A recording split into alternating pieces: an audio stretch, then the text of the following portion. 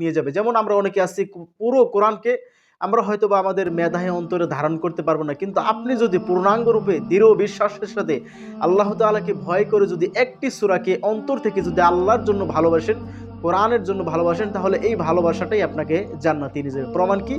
প্রমাণ একটি হাদিসে এসেছে, وعن أنس أن رجلا قال يا رسول الله صلى الله عليه وسلم إن أحب هذه السورة قل هو الله أحد قال إن حبها أدخلك الجنة। আনাস হতে বর্ণিত, তিনি বলতেছেন রাসূল সাল্লাল্লাহু আলাইহি ওয়াসাল্লামের কাছে একজন ব্যক্তি আসলো, আসার পরবর্তীতে বলল, ইয়া রাসূলুল্লাহ, হে আল্লাহর রাসূল, আমি এই সূরাকে ভালোবাসি। কুল হুয়াল্লাহু আহাদ, তিনি এভাবে আল্লাহ নবীকে বলতেছেন যে আমি এই সূরাকে ভালোবাসি।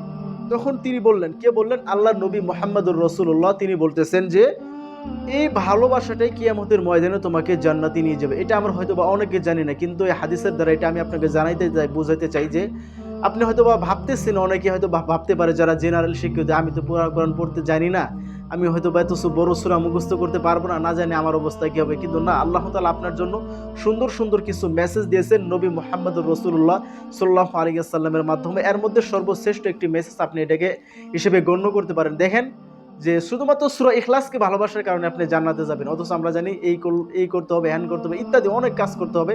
হ্যাঁ, তা তো করবেন, তার সাথে আপনি এই ছোট্ট আমলটি করবেন, ভালোবাসবেন, এই ভালোবাসায় কিয়ামতের ময়দানে আল্লাহ আপনাকে জান্নাতে নিয়ে যাবে। আসসালামু আলাইকুম।